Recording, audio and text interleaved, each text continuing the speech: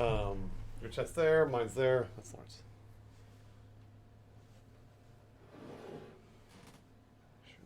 Get a little too bright. Somebody was asking me for a photo of my setup because of what we were talking about in the last podcast. Oh, of the when I outed you for being You outed me. I outed you for not having a proper room. This is like I know. This is all I've got, man. It's Los Angeles. Hey, you know what? You're right. You gotta make do with what you got.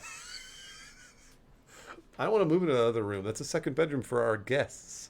You should make someone sleep out here. Actually, I think just in this area right here. It's like having a skylight but without the skylight. Yeah, it's way too bright. Yeah. I told Boone that if he ever comes to LA, he can stay in that room. Oh yeah. Oh He man. hasn't taken me up on it yet. He said he got a $200 Delta gift card. Okay. I know. That's what I said. Just like in the mail, all like right, one of those. On the way. He said he got it from friends. So. Okay. All right. Cool. But let me make sure that they're all online. Hi, other chats. Well, look, everyone's here. There they go. We have a really interesting mixing of communities. This is I kind of like the idea of like people waving at each other from chats like on the same page. I like it too. I think it's cool. Someone should start a joke in Bruce's chat and then have my chat finish it. Yeah, right. They're not going to be able to coordinate. Come on, no, they got this. My guys can. They do punch. Screw those guys. Hey, be nice. Oh, they're already being mean. No, you guys don't do knock knock. They're doing the knock knock. You're doing the who's there. Wait, so who's starting? No, we're doing the who's there. Starting? Who's starting? You guys start. The Bruce chat starts. So Bruce chat starts. We're trying to do a joke across all chats. So you go. Oh, that's a great They work idea. together to tell a joke. Okay. So this is so knock knock. I see all right, there. I see a knock knock. All right. So then we Lawrence's chat. Lawrence's chat. Come on. I mean, don't drop the ball here. My boys are they wake up a little slow. Who's there? Who's there? All right. Thank you, Bunny. Come on, take it home, Crick Chat. Come on. I mean, come in. All right. that's not. Is that the person that was knocking? They just said, "Come in." Wait, Joe. They said Joe. So all right. And then it'll be Bruce chat would be Joe who, right? Somebody's got to type in. We Joe can't give them the jokes. They got to reach their own. You're right about that. Well, this is gonna put the burden on my chat, which I'm okay with. Joe who? Joe who? Got it. And then See, this Lawrence chat. Lawrence chat's Take the it home. Here's the punchline. Hello. They're just joining now. Hey, sad boy. My chat's going crazy. They're like, it's right there. Wait, no. Joe Mama. At least you We got did it, guys. Joe Bangles. Joe Bangles. I don't know what that means. Jobbagles. Joe Mama's pretty good.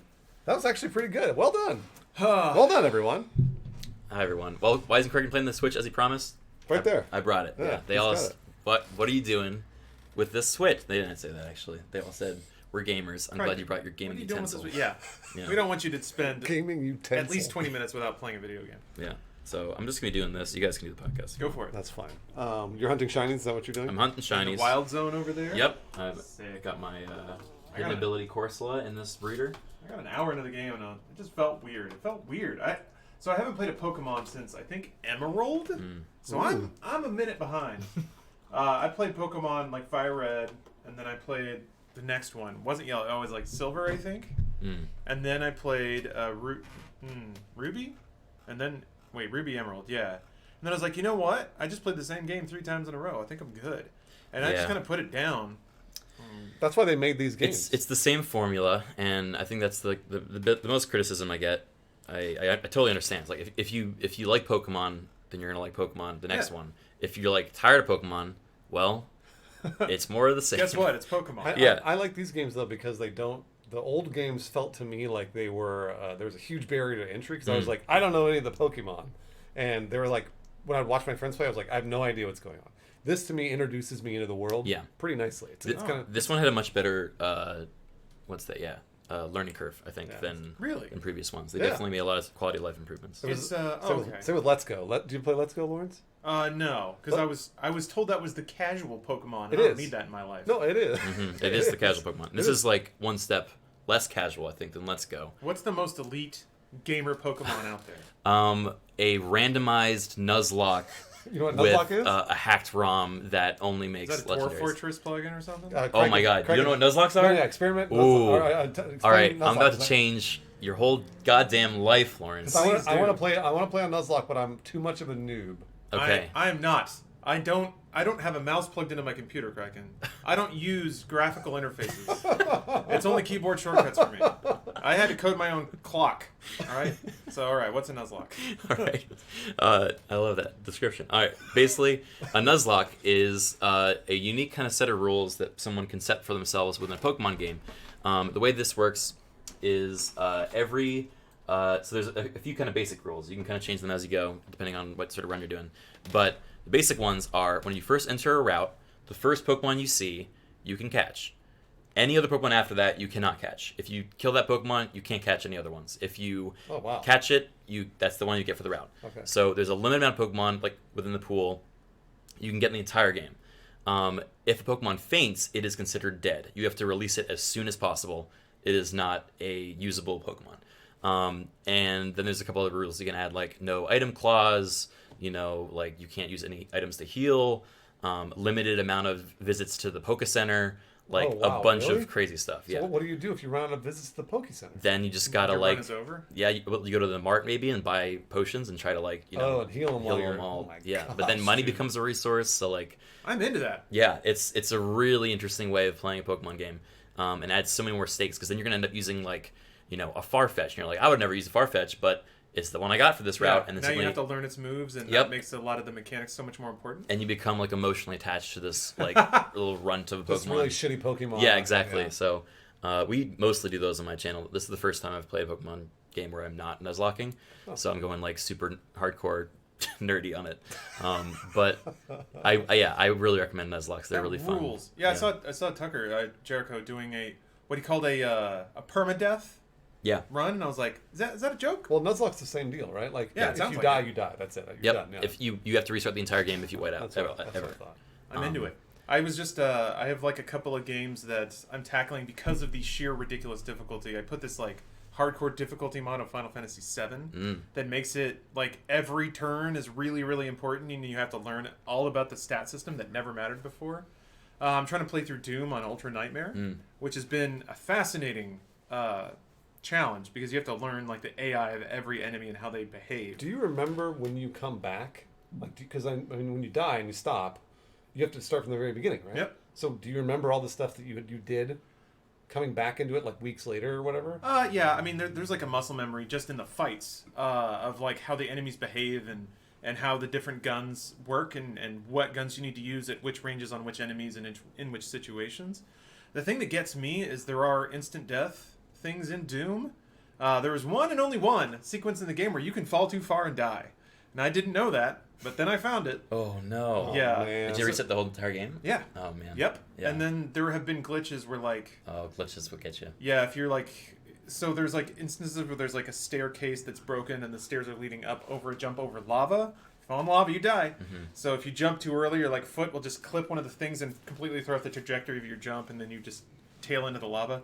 So a lot of it is minimizing risk in situations like that, but there is just that weird little demon that will come in and just kill you. Yeah. It's dead, and that's it. Yeah. So that's just you gotta be fatalistic about games like that. Yeah, permadeath Minecraft feels similar. Permadeath in general I think is a great added rule for any game. It totally changes the stakes.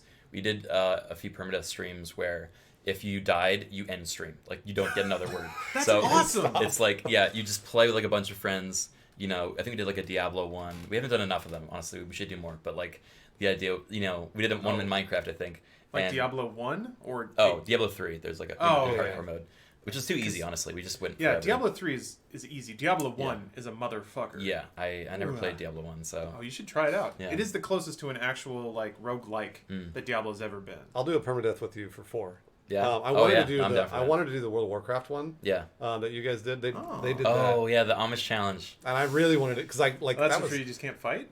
You have to farm your way up to no, man, I'm gonna give all my trade secrets to Lawrence right now. Sorry, you don't have to. No, I'm proud of these.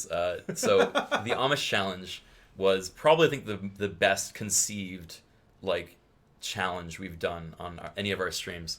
But the idea was we had a bunch of streamers. We all made level 1 pandas in World of Warcraft. And the idea was it's permadeath, so if you die, delete the character. And you can only use gear that is crafted by other people taking the Amish challenge. So we became this family, this like Amish family with pandas that like roamed like, you know, city to city, gathering supplies to like, you know, for example, all the leather workers would like have to craft gear to gear everyone that's like a leather user. I love it. And I love if that person dies, suddenly you're not getting any more leather. Right. Like you're just hard cut off. So it's like this family trying to like support each other. And every once in a while there's like a tragedy and someone's lost, and it's like everyone else feels it because you just lost a huge source of, you know, some resource. Oh, that's so great. That's so great. We got pretty far. We got up to Stratholme, which is like level 60-ish, Oh. or like 50-ish, I guess, in retail. And then one of my emotes, the Judd emote, is my character, and he. Judd? Yeah. There was one bad pull, and basically we lost our tank, and as soon as we lost our tank, I was a Shadow Priest. I bubble myself, I ran around the corner, and I just hearth. And you can hear over the comms, like, just, like, this realization that I had abandoned our family, and they just one by one, like, start falling until it gets silent. And I'm, like, I just, like, quietly, like, walk out of Orgrimmar in PvP mode, like, just walking into Durotar, and, like, it's this incredible finale where, like, an Alliance Panda sees me, and he's like, "You must pay for your crimes, Judas," and he, like unsheathes, and oh, man. Wow, you are a terrible person, Criken. Well, you okay. abandoned I your play entire terrible family. characters. I like to think I'm a great There we go. person. I like to think I'm Yeah. a good person. When somebody says a sentence, I have to worry about them. Yeah. Welcome to the Hardcore Gamers Podcast. Hell yeah. Oh, man. Where we only talk about We made it. hardcore Oh, gaming. Speaking of, I Uh-huh. brought a new energy drink. I'm trying to find a sponsor for my brand. Of hard gaming. Your brand of Lawrence? Is Yeah. that what it is? Okay, all right. So I saw this in the CVS. This is Celsius water. It's sparkling kiwi guava. It accelerates metabolism and burns body fat. Oh. What's So it that's called? good.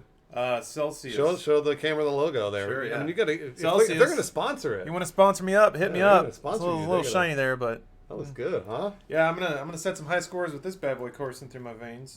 I don't know if that's not Anyway. sponsorships. We just kind of like product 1,000% placement and biotin. then ask for money. Yeah, no, I know. It was funny. We used to. So there was a thing. I remember on television when I worked in television, producing television. They would do a thing called Greek, and you Greek the logos, basically meaning you get rid of the logos. And I remember asking why. I was like, Put it down this why time. why do you Greek the logos? And they were like, oh, because if the logos are showing up, then that means they don't have to pay for them. So they're getting free product placement. And I was always like, I heard a different excuse. I was just kidding. You tell me the excuse you heard, because I've heard a bunch of different Yeah? excuses. Yeah, go ahead. The one that I heard is that in a given production, if you have a well-known brand in it, then that brand can claim that you were using the popularity of their brand to boost your clout. So if you have a Coca-Cola product on your stream but you didn't pay for it, then they can come and sue you and say, "Oh, you were using the popularity of Coca-Cola to make yourself seem more legitimate and popular or whatever." It's and I've also heard that those brands are endorsing your show if they're in it. All of which I think are entirely false. I think those are all terrible excuses, and I think the actual reason was because they wanted them to pay for it. Yeah. They wanted them to pay for their placement, and I guess in that case, then it sort of makes sense. But even then, to me, it always lends credibility to a movie or a television show if it's supposed to be taking place in real life when you see a real brand. Yeah. That I always thought that was kind of cool. So I don't know. I think it was, to me, it's just a money grab. So when you show Celsius, then they're going to be like, "Whoa, Lawrence drinks Celsius." For And they're the, going to pay you the $5,000. hardcore gamer on the go. Why do you sound drunk? I don't know. That's all the energy. Yeah, all the energy it gives you is just going right to your head. Yeah, I'm dedicating 98% of my brain to gaming. You think I'm here right now, but no, I'm playing Doom. I actually kind of am. I'm thinking about it now. Yeah, how come you're not hunting for shinies? Oh, you're right. Sorry. It's okay. let's You're allowed. see. That's a good question though. Like, what's a game that has occupied your headspace after you're done playing it? Because for me, like when I was super into StarCraft, I would like play matches back in my head and be like, "Oh, that's where I messed up," or "I could have tried this," or "He was probably doing this at this point." Kind of the same with Street Fighter to a degree, but man, StarCraft 2 got me good. Yeah, there's a lot for me. There's that fall in that category. Yeah, there's a lot for me recently too. Yeah, a lot of them are like these dream states where you're like half awake, half asleep, and like your brain is still thinking in terms of the game. Yep. Which is such a surreal experience. I sort of had that recently. I think maybe it was even last night. I was doing a Mountain Blade stream, and I have like a really fun character. Like the way you do Mountain Blade is like there's an overworld where it's like Risk, and you're playing this like grand campaign of building up an army, like, you know, becoming a king, and then like, you know, running of vassals and everything. And then there's this micro game of you encounter bandits and you got to fight them in an open field with like horses and everything. And that constant switching between like those two different sides of your brain is really addicting as a game. But then when you go to sleep, like it I think it actually messed with like how I was like like perceiving everything, because I see life now as this mix between macro world events and then like micro shoot bandit with arrow. So well, I mean, that's the way real life is. I guess it is, yeah. That's the way Strategy real- It's just we're tactics. stuck in first person, which is so annoying. it's the way When real can I life just scroll out so I can go back to third person? That's not. You can't do that in real I can't life. do that. I played Star Wars Galaxies so much Oh, when man. it came out. Yeah. For like, I mean, it was like, I think it was like 2 months straight. I played it 8 hours. It was like a job, and this is way before you could stream anything. And I remember driving. I was driving somewhere. I had played the game so much. I was driving somewhere that I could see the beacons in front of me that highlighted different waypoints. Yeah. So like in Galaxies, you'd walk through and you'd see like different quests. Wait, in There were- real life when you're driving? Yeah, but I was driving and I saw one and I instinctively tried to go that way, and I was like, oh no, wait, hold on, that's fake. Just to go to a sidewalk and just like That's totally fake. And I would for days I saw them, and eventually they went away after I stopped playing. Jesus Christ. But that was weird. That's like those flashing things when you close your eyes, you can like see Yeah. like lights and stuff. Yeah, that was burned into my brain. Yeah, that can definitely get you arrested, I think, if you don't have a good Depends if excuse. there's somebody there or not. Yeah, I mean, if they played Star Wars Galaxies, if the cop played Star Wars Galaxies, he'd probably get it. Nobody Well, I guess- nobody played that game. Yeah, those are two kind of different sensations, I guess, because there is the Tetris effect, or if you play enough Tetris, you start to see Tetris blocks moving in the world around you or in grids and stuff like that. Which I guess that's kind of what you're talking about, where it's a little subliminal. But there's also, I guess, the maybe it's like something like The Witness, where you stop playing it and you're thinking about a puzzle you got stuck on. Oh yeah, that's normal. A little more active and Yeah, like forward brain stuff. I don't know. That was is that a bad sign? When you've been playing a game that much, I feel like that's a bad sign, right? I mean, who's to say what's good and bad in the world, I mean, there are. We a can good say that answer. certain things are bad, Okay. like pedophilia. Okay. We can put that, we'll have a category. Yeah, we'll put that in the bucket. We'll put the gaming thing in a maybe. Okay. yeah. We'll have pedophilia on the left, and then good. we'll Murder. put- Murder's bad. Good is, Murder's- well, unless hold on. Yeah. What do you mean? Unless- murder's bad. murder for the cause of the Lord. Well, that's terrible. Hold on. That's more of a crusade. Assisted or an suicide? Inquisition. It's implied. Assisted suicide. There you go. Somebody's fatally ill. They're in pain. They don't want to die a long, slow, painful, agonizing, dehumanizing death. Yeah. one. Or dog. I don't Or think no, dog. that's a good dog. That's good dog. Okay. that's not murder though. Murder. It's implied. The word murder Oh. says that like basically Yeah. somebody It's was not killed. consensual? Yeah, exactly. Somebody was non-consensual Non-consensually. kill. Yeah. What about Hitler? Oh, that's a good point. So like somebody just said, I think it counts bad. unless it's murder of a pedophile. Somebody said in your chat, which is Okay. Then now we're starting to justify murder. It's like, okay, Well, let's take it right out, put it back in the middle. let's right just next to go. We're gaming. going right back in it. All right. That's Murder is right next to gaming. Now They were wars- right all along. Oh, wars are just another version of that. yeah, that's different though. That's like see, that's not murder per se. You know that when you're going to war, you might die. Yeah, semantics. I'm just letting you know that there are ways of I guess of saying you're not committing murder, even though somebody is dead or had been killing killed. somebody against their will. I feel like yes, because there's like premeditated murder, and then there's involuntary manslaughter, which isn't murder, manslaughter. But somebody died, so somebody dying doesn't always equal murder. It's called justifiable homicide. It seems like So like if somebody's attacking flowery you and you language. filter your life and you kill them in return. That's like self-defense, kind of. yeah. Yeah. Which, man, there are so many dudes who just cannot wait to murder, and they're hoping for a moment like that. Yeah, really? That's like Texas. I mean, yeah, I grew up in Texas. Welcome. And, yeah, I was surrounded by that. I Yeah. grew up in Texas, and I took a lot of martial arts classes in Texas. And yes, surrounded by dudes who had at least 8 knives on them, and we're like, Yeah. bro, when that murderer comes after me, I'm gonna fuck him up. Did it ever come? Did it ever happen? for No! you? Oh. One Because day. we didn't live in a civilized world. I mean, I would lived in a small town, maybe some of them, but there were dudes who, no joke, were just like convinced every moment somebody was about to come after them, or actually like secretly hoping. And so like, I gotta protect my family. It's like, is that why you're here and they're somewhere else and you don't even know where they are right now? And I don't know. It was interesting times. God, Oh, that Holy is an shit. awful video. yeah. That's a great video. That's terrifying. Man, Yeah. that looked like. I wonder if that was fake. Was that fake? What do you think, Chad? Maybe. Chad thinks They're the everything- experts. Chad thinks everything's fake. I mean, it's hard to not think that though. Oh, Oh no! what a fucking hook though. Was that fake? No, that's not fake. That's real. Why do you clock that dude? What happened? Oh, he's trying He's exerting himself. Woo. Right on the butt. Speaking of which, chat, if you guys want to ask us any questions, now's the time. We're looking at all 3. Yeah, this chats. is a Unprecedented. We are truly talking to the internet. This has never been a thing that's ever been This done. is more representation on the internet than has ever existed. Like legit though, this is the exact feature I hoped would happen. Yeah. It's just like 3 scrolling feeds and then just dumb internet shit in the middle. Yep. Yeah. Oh, it could not be better. That's great. Why aren't you shiny hunting? What is this then, buddy? He's doing Bang. it. Bang. Chat, Multitasking. chat, why is your chat so mean, Criken? I think they think it's a fun little thing. You know, got a little dynamic. Like, I tease them, they tease me back. That's not the way it works. I tease them, they take it, and they're grateful. That's what it should be. Lawrence, your chat seems pretty nice, right? I hope so. They seem nice. They seem like they're good. Yeah, they're good, but I think the principle of like audience size kind of applies, which is not self-degrading. It's more like when an audience hits a certain size, given the ratio of like assholes to normal people in the world, Yeah. and as assholes just step up in size, they just overpower everything else.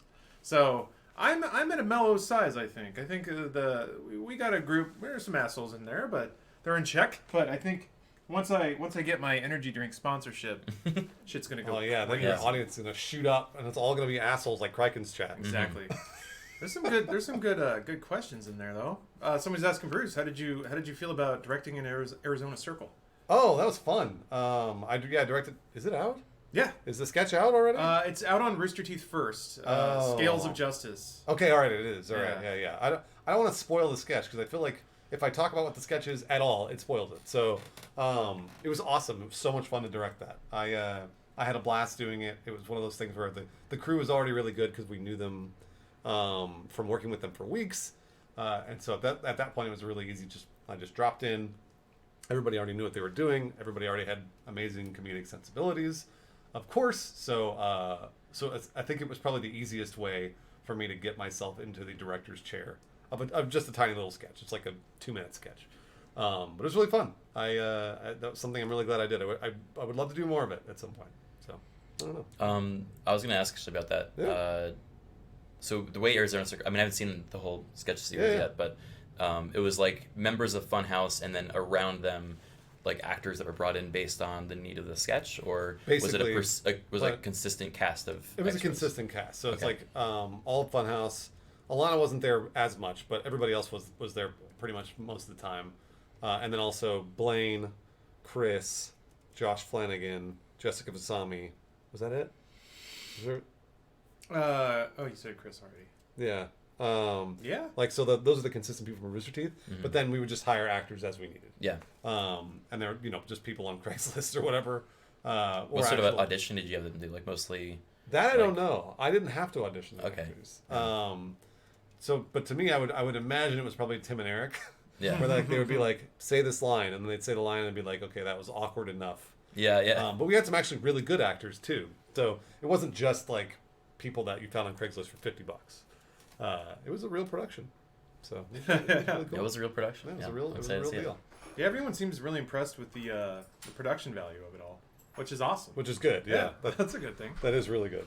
Yeah, it's. I mean, a lot of folks are just not used to that on Twitch or YouTube. Not at all. And there definitely is that worry of once you approach like better production value, it'll feel less authentic. Mm-hmm. And I think that's what most people's concern is. Like once they see that, they're It's also just not the content that people are on there for. Yeah, exactly. Yeah. They come on because they get. I mean, I hate to put it so literally, but that's kind of our job, is to understand that side of it. Is people want a certain product. They want a personality in a certain circumstance, and they want that to be steady and stable. And then suddenly you mix everything up, and I think people are pretty justified in being like, whoa, wait a minute. I don't recall asking for this. Mm-hmm. And yeah, if you do your job right, then it's a good product, and people learn to like that too. But one doesn't ever guarantee the other. No way. And I know a lot of people tend to think that is like, well, all these people like me. They should like me in this other thing. Yeah. Boy, no. It's never the way it works. Literally never. Yeah, it's definitely a fine balance, I think, of knowing why they are here, and then also being able to predict things they might also like, because if you just keep giving them what they want, like, someone's like a Fortnite streamer, and they only play Fortnite, and then suddenly, like, Fortnite goes away, or it's just, like, not popular anymore. Then, like, people are only here to watch you play Fortnite, so why are they watch you play another game? You need to find, like, what makes you your thing, like, what is your, identity, and then how can that transcend any one medium. Yeah. Your identity is that you're a really hardcore gamer that hates chat, right? Which My makes them identity. crave your acceptance. Exactly. I don't know. We just play around a little bit, you know. See, true. True. I never would have thought they'd describe me as a hardcore gamer. I think they would have said I'm awful. What? You just made up game types that make well, I wouldn't say challenging, but make games the most challenging they possibly can be. Yeah, That's No, pretty true. hardcore. I mean, It's I like. playing upside down with one hand when you're a kid because you're. I've always bored. described it as like we try to play games weird. Like we look for ways to play games unlike how they should be, and then turn that into its own game. Like how to find a game within the game. So that's kind of I think more like it's not really like we're trying to win. I think I very rarely am playing a game to win. That's not really like the goal. Hence why I'm throwing all the time. It's all an act. Oh, is that why you lose all the time? Yeah. Oh, it's all that an makes He only sense. ever loses when he wants to. Yeah, exactly. Or if it's scripted, and it's always scripted. So, whenever you play on stream, you're not playing to win, right? So, For the most part, yeah. I mean, I'd say there's a few games that I get competitive in. Ironically, Pokemon's one of them. Like, I actually really enjoy putting together like a competitive Pokemon team. So I wanted to ask you about that because my limited experience playing Pokemon, and to an extent, I think turn-based JRPGs in general, have a very hard time making player actions matter. It's what I consider like the tic-tac-toe problem, and that in any given circumstance, there's one optimal move. Mm-hmm. So in a game like Pokemon, where you have 4 moves, and is it mostly just about the build? It's like it's almost like a card game of the build you're bringing in. I think card game is a great comparison. It's like a card game with like rock paper scissors elements added in. So it's when the criticals hit and like that can throw yeah, in. well, there's that randomization element, and that's part of it, and that can be mitigated by certain stuff. But the majority of it is like, okay, I picked this Pokemon for a reason. This Pokemon has access to this moveset, this typing, which means it's weak against these other ones. These other ones are like rarer, so I don't have to worry about encountering them as much. But if I do, then I'm screwed because it's a hard counter. So it's all kind of a numbers game of like, who do you want in your deck, making the optimal version of that one, and then how well does it fit with everyone else in your deck. And then there's the last part is getting lucky on a critical hit or predicting someone's move or like that sort of stuff. I think the best games are a combination of chance and skill, because that's what poker is. Like poker, and I feel like that's the game that everybody looks to be the most competitive luck-based game. I can't stand luck in any game, competitive game. Yeah, I know, but it seems unless it's like Mario Party where luck is so dominating. That's all it is. Yeah, which is fine. I can check out, or like Smash Brothers with items. Yeah. Like if it's just goofy fun and it's like, whoa, I lost. Oh, that's crazy. But when a game purports itself to be skill based, but then luck just eases on in there and misdirects everything, can't stand it. I'm like you. At least I used to be like that, but the older that I've gotten, the more I then blame things on luck. So I go, you know what, fuck it. I had bad luck that time. Yeah. And then because a lot of I knew guys that would, like friends of mine, I would watch them play poker or other luck-based games or like Warhammer or D&D.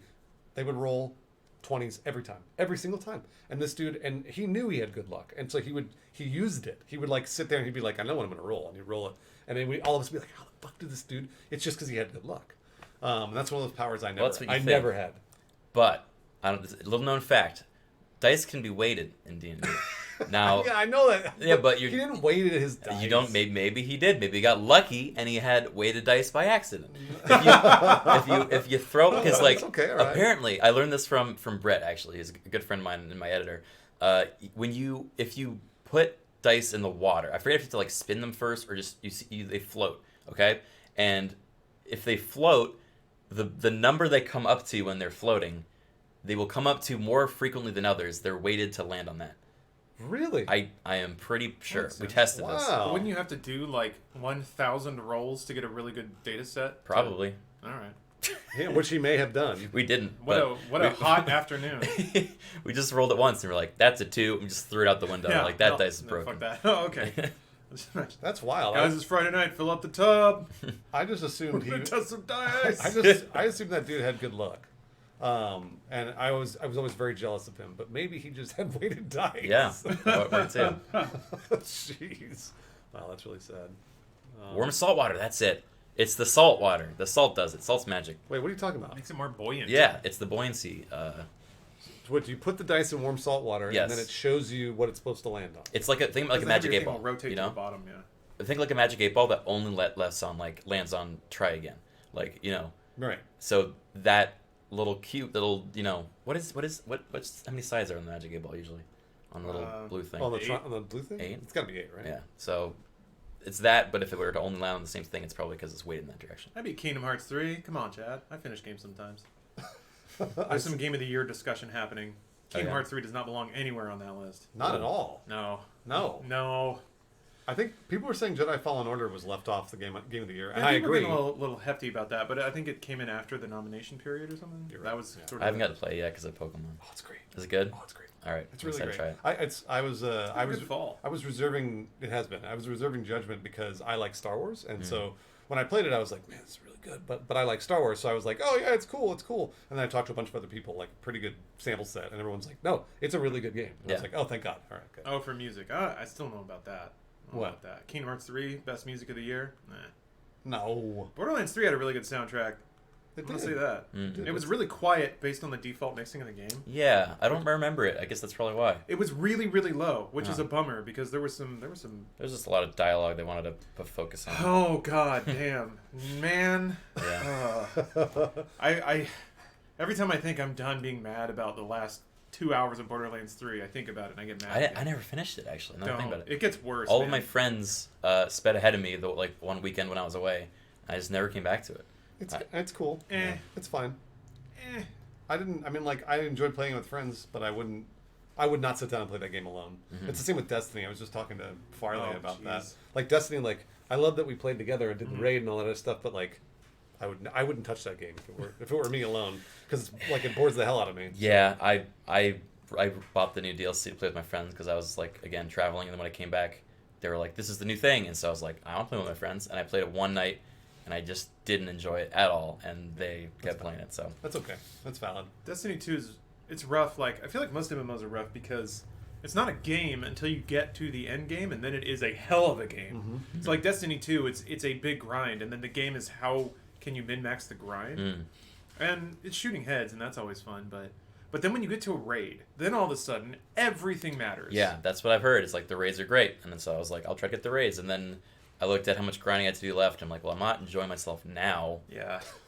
It's like if I didn't enjoy the WoW Classic gameplay, then I wouldn't grind to get to the raids in WoW Classic. But I did. So. I'm the opposite of you. So I Yeah. stopped WoW Classic because I didn't enjoy the grind. And for me, because I really wanted to get to the raids because I have never gotten to do a World of Warcraft raid. And I was like, man, I really want to just grind to 60 dead. I would really love to because I've heard they're amazing.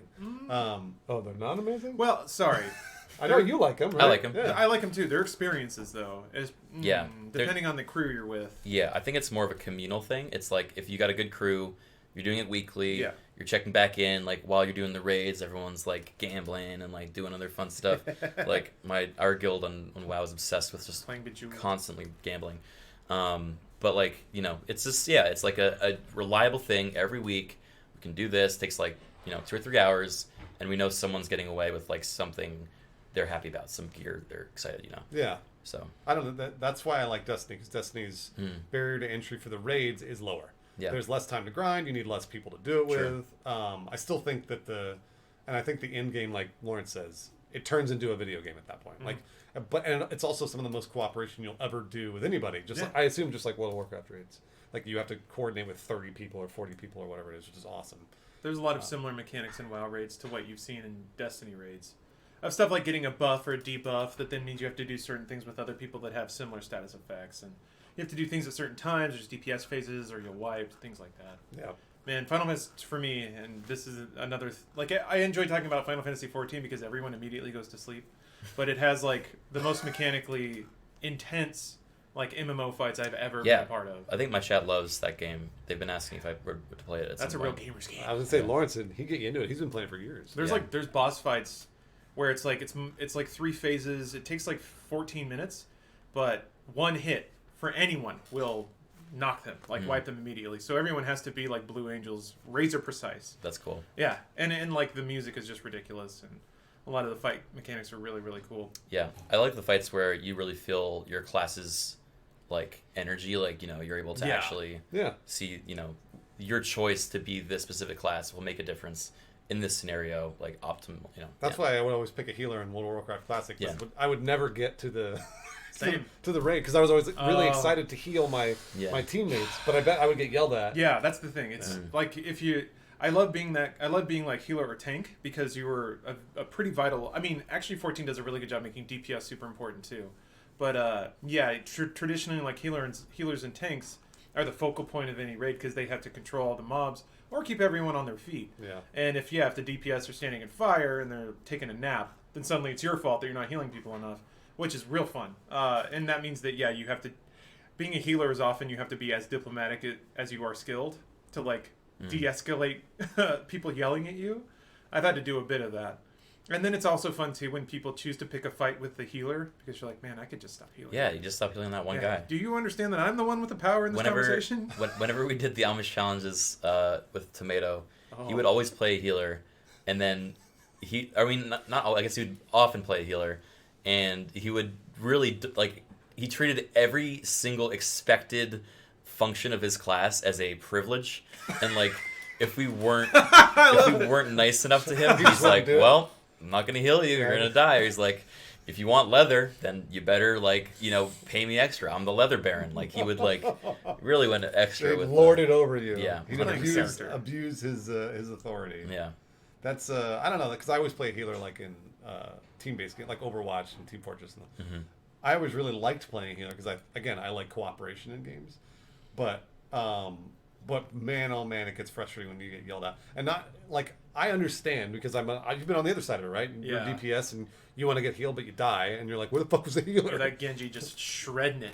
Yeah. Where the fuck are my heals? But my least favorite part of playing any of those games was always I'd be behind everybody because that's usually where the healer is supposed to be, and I would always get shredded by any rogue, Genji, whatever. It didn't matter. And I'd always be like, please protect me. Please protect me. Please protect me. Please, all you got to do is protect me. Just keep me alive and I die. And they get the bloodlust. They can't hear anything, man. All you need to do is turn around. Just turn around. No. If I call it out, turn around, shoot him. That's it. When the and I'd be like, Genji behind you. And then I'd die. And then I'd be like, all you got to do is turn around. That's it. That's all you got to do is turn around. And they wouldn't. It's just like you play certain games, they wouldn't do it. But other times you'd see people that were actually looking out for you. And it was so exciting. Because you'd be back there as Mercy, not shooting anything and being like shredded by someone, and then somebody would turn around and actually kill your aggressor, and you're like, whoa, thanks for the teamwork, man. And you felt even better. So get that sexual thrill. I loved it, man. I fucking loved it. There is something about working with that in, no one. Yeah, no, of course you get a sexual thrill from working with other humans. I think if humans work together to do something Melvin knows what I'm talking about. Are you still talking about sex? A little bit. Then I think that I feel like there's nothing we can't achieve, right, guys? You're right. Yeah. Guys? You're absolutely right, yeah. 100%. Right there with you, Bruce. I don't even care. You guys don't even care. Whatever. Oh, I've been there. The crazy thing is, I love that, I love the group dynamics that come out of games and like, complicated scenarios like that, because it's the inherent neuroticism of tanking. Sorry. Big Daddy Tank. But, you do need a leader, but that doesn't mean that they're, the best player. You just need somebody who's got the brain to sort of organize everything and kind of know people and tell them what they need to hear when they need to hear it in the way they need to hear it. And that's always it's kind of cool to see groups that work find the right dynamic and figure out how to work together. That's what I enjoy about the WoW raids is having is that your reaction every time you hear it? No. Kangaroos. Come on, that's normal for them. That's normal for them. It's such a cool idea. A cartoon kangaroo is very clean and nice, but man, in reality, it's just a big Where'd he old hole go? that opens up and it's all slimy in there. And there's like a big old foot sticking out. And, anyway, sorry, WoW raids. I watched when I was a kid. I watched Kangaroo Jack. I went with my grandmother, and there was literally no one else in the theater, and that was the single hypest moment of my life at that point, where I was like, I had this entire big room to myself, and I was dancing, I was jumping around, I was like, this is a party, and she was like, what is wrong with you? And I'm like, I love Kangaroo Jack. I ended up falling in front of me on the seats ahead of me, and I'm like, doesn't matter, no one's here. I was a happy kid. That rules. That sounds like a great time. Yeah, have a theater to yourself for Kangaroo Jack. Although I don't even really know how that movie. I think it's probably shitty. I would watch it again if I had a theater to myself. He's got the big old puffy you got the jacket glasses and the glasses. Yeah. I mean, I don't know if this is the setup is set up that we can just go looking for Kangaroo Jack, but We can totally look for Kangaroo. The problem is if we play it, then we can't put it on YouTube. Just look at No, the cover. no, never art. mind. Here, you know what? Look I just at wanted the cover. I Look up just the wanted- poster, yeah, because yeah. it's Kangaroo Jack is very radical. yeah. I mean, all you gotta see is that those shades. There they are. Look at them. Look at them. This movie was, I think, widely accepted as one of the worst movies of all time. Why is he from Brooklyn? I think it doesn't deserve that. I'm pretty sure. Is he that- from Brooklyn? I mean, he's wearing a hoodie that says Brooklyn on it. Oh, wow. Oh, you know what? That's the tagline. He stole the money, and he's not giving it back. I'm pretty sure that this was one of the worst movies of all I'm time. trying to remember. Hold on. I'm trying to remember the plot. Are you thinking about Theodore Rex? No, what is that? That's the one with Whoopi Goldberg where she got Oh. sued to stay in the film. Yeah, 8%. Yeah, Ooh. Well, that's- I gotta watch. Is that a CG rapping kangaroo? Yes, ECG, 100%. But he's like. He's rapping. So when your mom took you to see this film and you were Like grandmother, dancing around in the theaters, do you think that she thought you may have been a special child? My whole family thinks I'm special. I'm We're all on the spectrum, Bruce. It's all Yeah, right. I mean, we are. It's true. Every last one of us. we're all special in our own different way. Mine's just the way of dancing in the theater alone to Wait, was Kangaroo that Jack. reopen that tab if you could, please? Oh wait, you're on incognito. Incognito. What did Yeah. you want? I Kangaroo think Jack? I saw a sequel to Kangaroo Jack in that list there somewhere. Kangaroo Jack 2. I mean, you probably Kangaroo did. Jacks. I'll just do this. Go to the images tab. Now there's oh, two kangaroos. there is a 2. Oh, there it is. Wait, Yeah. Kangaroo Jack, Good Day, USA. I know what I'm watching tonight. Is Did this they make real? him... No, it's not animated. It's is an it? animated It's sequel. animated. An animated sequel to 2003's Kangaroo Jack. How do you go from live action to animated in a sequel? And direct to video. That is so bold. I am... Yeah, what a vote of confidence. Yeah. The Do Kangaroo you think Jack. there's a- This IP is strong enough. It can weather the transition from real people Do you think there's a Rotten to Tomatoes? 2D. Hold on, let's see here. Name... Wait. All right. Hold on. Wait. Chat. Because I think there was a 3 in there too. There's a Kangaroo No Jack Good way. Day USA. Okay, so Okay. what do you? There's no way What there's do a you? three. This is one of my favorite games. What do you want to guess this got? But it was a on Rotten DTV. Tomatoes? Did it get enough reviews Wait. to even get it? I'm going to say 12. 12%. It got better 4% than the better. first one. Yep, Okay, yep. what about you, Lawrence? I don't think it got enough reviews to rank in. So it just Oh, it surely effectively did. a 0. In A. 40? Yeah, you're right. You're right. Oh. Effectively a 0. Well, okay, but it's a 40 from the audience. I count The that. first one was a 28%. He's even more gangster. He's wearing a tracksuit now and a big ass gold chain. Gold chain. Oh my god. Hell yeah. Okay, well, I got Okay, some homework to do I'm now. challenge for everyone. And me. Watch Kangaroo Jack and Kangaroo Jack. No, Sorry, I that's- didn't mean to get ahead of you. That's not the challenge. Okay, sorry. Think of another IP All right. that has gone from live action to 2D. Ghostbusters. Sorry. Finish your challenge. What was the Ghostbusters 2D thing? That was the They had 3 an- cartoons. They had an animated cartoon show. Yeah. Okay, fine. I'll give you that. But, no, as a movie though. Oh, okay. New challenge. Stuart Little 3. Oh, Wait, did that go from live action? Yeah. Did it start off?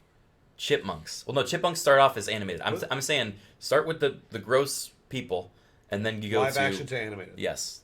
That is a very I unusual. don't think the choice. mask. The mask didn't do that. Mask feature was on length the whole time? Yes. There was a mass cartoon, but it was a TV series. Into the Spider-Verse. Well, it started off as a 2D Ah. show. Yeah, it started off as a comic Well, it book. started Yeah. with a comic book. Yeah. I'm thinking of like an IP, original IP. Does somebody want a squad stream? You guys want to? I mean, like. Oh there's yeah, a- we never did do Squad Stream. Oops. The squad stream is truthfully, it's only for, like, This one, Yeah, it's you just just to see see other the chats. same thing 3 times. you just see the same thing. Yeah. sometimes.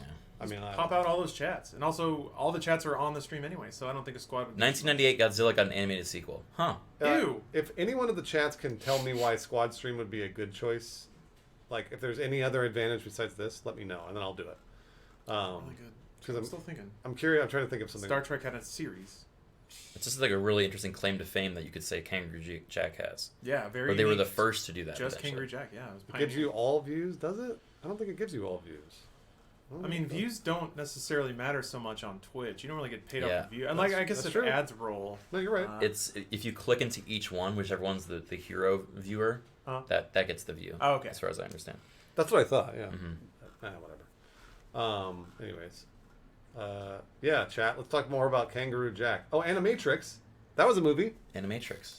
What was I don't remember the. It wasn't a Animatrix. feature length though. It was an anthology. But still, Close. point stands. I think That's true. We got Still- Kangaroo Jack and Animatrix. I'll allow People it. keep saying Starship Troopers, but I don't know that there was. There ever was a there was a Was there an CG animated- Starship Troopers, Really? Marauders. Was it a movie? Yeah, Wait, it was feature length. there's another Starship Troopers? There are many Starship Troopers. Yeah, there are a lot. There are at least 3. Were any of them nearly as good as the first? No. I mean, at least in a bad way? No. They were all pretty boring. I mean, there's a ton of RoboCops, too. Same Yeah. story. Like, Okay. they don't have that Paul Verhoeven magic. I think one of them got, what's his name back? James Vanderbeek? No, the other one. Casper Van Dien? That's it. Yeah, I think he reprised his character in one of the Starship Troopers. When I first got my Netflix subscription, I did not use it to watch art. I instead watched it to I instead used it to watch every Starship Troopers and every RoboCop I could find. Of course. Well, the RoboCop 1 is great. 2 is not very good. 3 is terrible. 3 is astoundingly bad. Yeah, 3 is really, really bad. But then there's RoboCop Dark Fate, RoboCop Regenesis. Like there's what? Really? There's a ton of bad RoboCops. And they're all like kind of shoestring budget, made on a dream because somebody really liked RoboCop and just couldn't bear to see it go. Yeah, you should check those out. They're probably all on Amazon Prime. I'm not gonna you should do that. One of my close friends in college, I went to USC's film school. I think we talked about this in the last podcast, but remember I Why have. are you talking like that? I don't. Why are you bragging I was about doing a it? bit. Why are you bragging about the USC Film School? Nobody gives a shit. I have complicated feelings with USC Film School. I'm doing a bit with you. Yeah, but my friend, his favorite film going into the film school was RoboCop. Oh. And yeah, that's honestly every other person probably. Too. Good Day USA. Or Pulp Fiction. Yeah, those two are like the most common ones. But for one of his projects, he remade RoboCop, but as RoboCock, and it was literally a POV where it just had a camera out of his pants and filmed an entire bit. And I helped him with it. I was the villain that he shoots with his cock at the end. What's the name of the villain? Do you remember the character's name? It's on YouTube. I didn't have a name. Is that the first person gun? Nope, James Bond. It probably is a porn movie. I mean, I'm sure there's a porn movie equivalent to this. RoboCock? Absolutely. Yeah, 1,000 of them. 100%. Yeah. Well, I'm the one safe for work one. And I get shot. What everyone wants to see. The spoiler alert, or mute the video now if you don't want to hear the spoiler for this YouTube video. But the damsel in distress that I had stolen the purse from gives a kiss to the cock as a thank you, of course, for she saving. does. Yeah, it's very clever. Big shout out to Carter. He did a great job. So what's Carter doing now? He actually just released he edited for a movie that's on Netflix now. Awesome. Yeah, That's documentary. really cool. Christmas Prince? Yeah. 3? I gotta catch up on my Christmas Princes. I don't know if they're all connected. No one's ever said I that. love that. I love thinking of like phrases that have never been uttered in the world before. I got to catch up on my Christmas Princes. Yeah, I think probably I think you're right. is one of those original ones. Like it fires off There are people in this world that can roll 20s every time, but I have a gift in being able to string together English sentences that have grammatically correct, never been said out loud. And also never been said like in the history of humanity. Yeah, exactly. I don't hope think so. that's never been said, which is awesome. I'm trying to think of another good one that I'm trying. It's hard to think of Yeah, those you can't think sentences of them at the until you moment. say them, and then you're like, oh, Yeah. wait a minute, no, that's never been said. Oh yeah, Mortal Kombat had a full CGI movie. That was fun. It did? Yeah. Yeah. There was even like a primer on Mortal Kombat lore that I think was meant to set up the TV show, and it was incredible. Man, you probably can't look that up, but man, it's good. Man, it's good because there's basically a narrator that reads the fighting game lore to you, and then there's like a 2-minute fight with really bad motion capture CG. Somebody dies, and then it goes back to the announcer being like, "And then Scorpion return to the underworld," and it's amazing. It's like somebody reading a kid's book to you.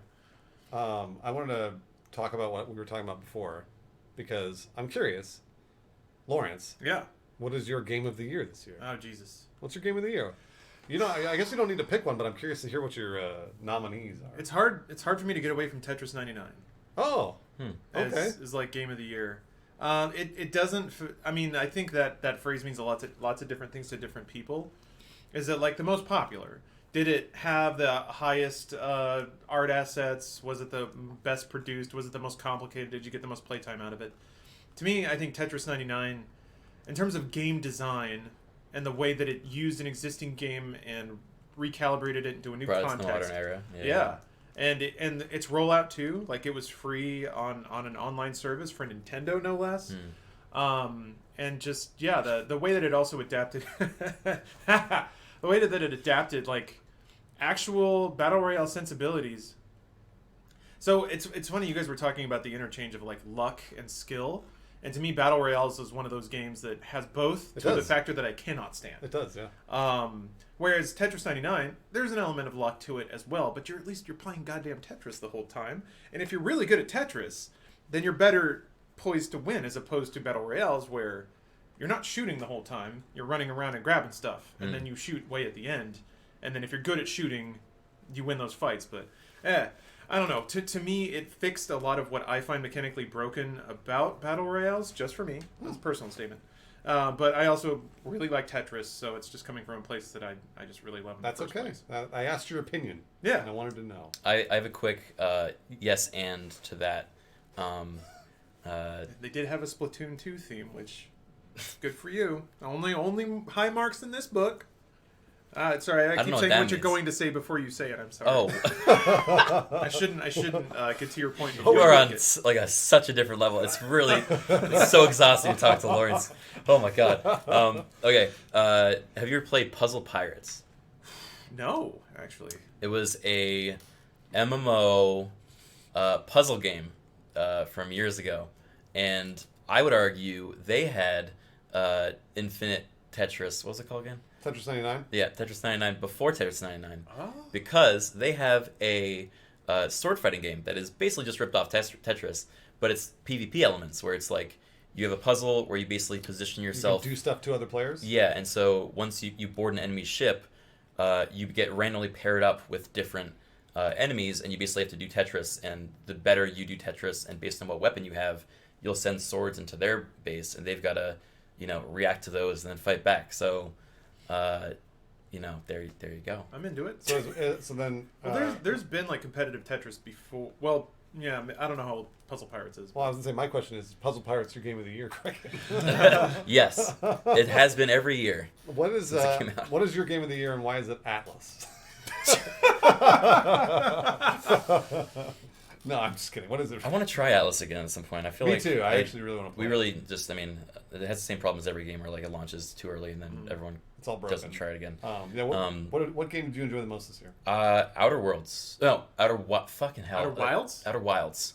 Wait, the one where you fly a spaceship? Yes. Dude, that game. You fly a spaceship in both of them? Yeah, it's really frustrating. You directly fly a spaceship in Outer Wilds. That's right. Correct. Yeah. Man, yeah, good pick. I had a real, nice connection. I think that game marries, a really interesting system and engine kind of, mechanic, which is just all physics-based, simulation, with a really interestingly told story that is all player discover-driven and, doesn't spoon-feed anything to you and encourages you to kind of be playful and, solve a mystery without any, hand-holding. I don't know. And the ending point, I guess, or what is the word? The conclusion? The conclusion, the climax, the purpose, the message of the end was so special. It really left an impact on me, and I thought about it. Did you cry? Because they put a clip in chat. The clip is also, the clip is me discovering the bad part of the game. Getting through that section is such a memory. Yeah. And the older I get, the more games I play. Having moments and experiences like that is rare. So I have a fear of. Yeah. I have a fear of fish, and this is. I don't want this. I don't want this. Oh fuck. Oh fuck. But even scary games didn't. Can't elicit that because I was. I was never you that sound like Grapefall. Yeah, I like Grapefall Lady. And especially at the end because they make you go through that sequence on a timer. Or I think actually technically the timer ends by the time you get there, but still it's still very tense and That's a spoiler, dude. Sorry. The ending. Wait, you're allowed to spoil that game. The game's been out for months. Yeah, I mean, also the entire game's on a timer, so it's not quite Yeah. a spoiler. Yeah, but the final voyage, which is the final song of the soundtrack, I think it's called the final voyage, and it feels like that. The entire game is built on this premise that you have. Oh, the clip wasn't over. Oh my gosh! All right, chat. Jeez. See, this is my clad is they're very whiny. Holy shit! All right, here. Let me watch him fall out of a chair. Oh.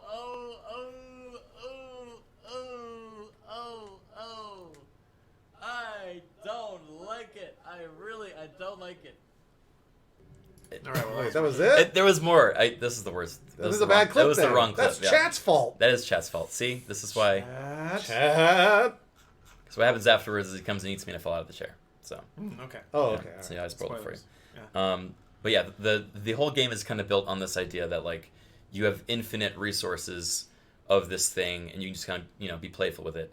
And then at the end, there's like a twist that suddenly recontextualizes everything you've done to this point, and then also like is the most stressful I had ever felt in like a single 15 minutes? Was it 12 minutes? It's 8 minutes, I think. I think it's 22 minutes. Oh, 21. each loop? Yeah, it's pretty long. I could be wrong. Yeah, I don't whatever it remember was. exactly. That amount of time was like the most stressful amount of time in a game I think I've ever had.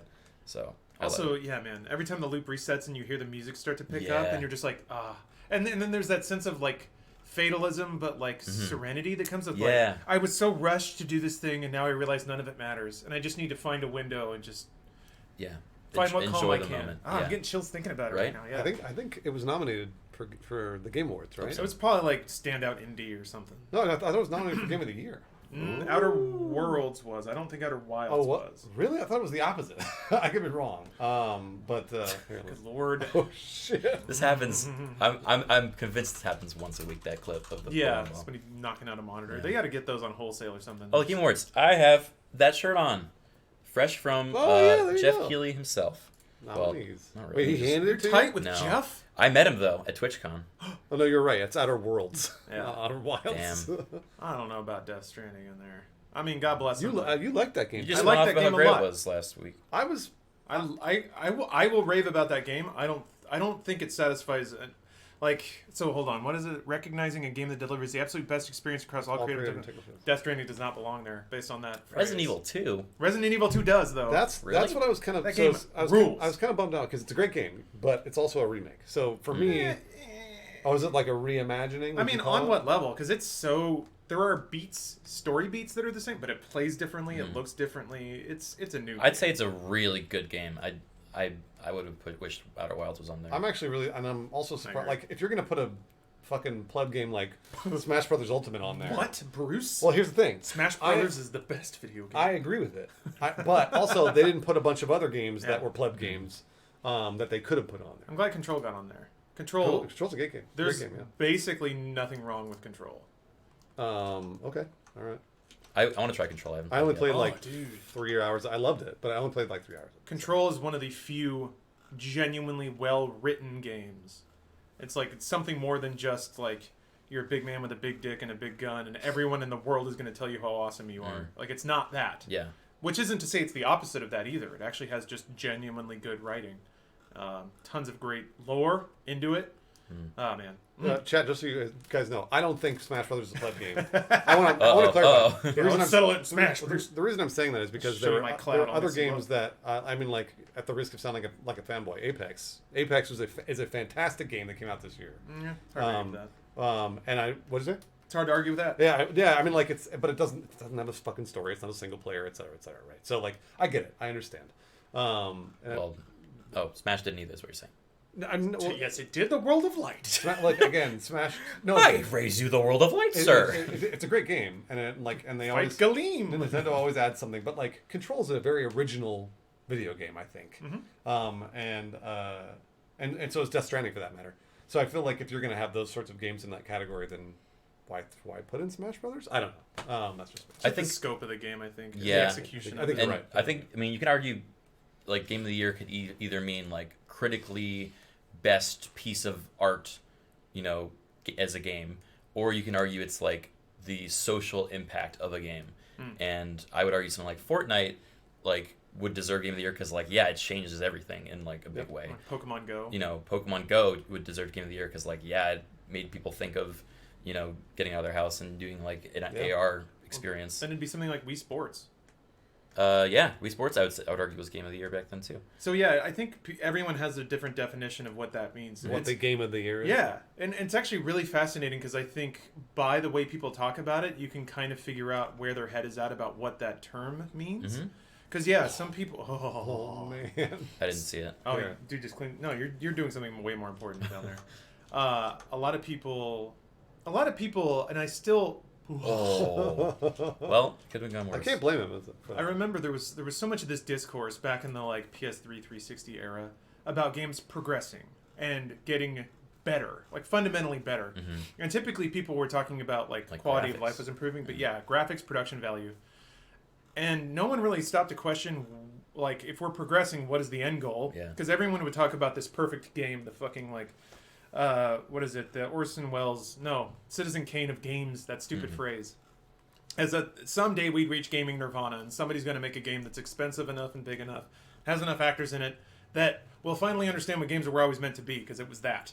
And luckily, I think people have backed off of that idea, but a lot of Game of the Year discussion was like, what's the closest to the perfect video game? Reward the things that get us closer to that. Yeah. That's interesting. I never have thought of games that way. I've always thought of them as like different expressions, like appreciating World of Warcraft versus appreciating like, Candy Crush are like, two very different experiences that I would argue have the same amount of merit depending on how you use them and like What how you're talking about. Yeah.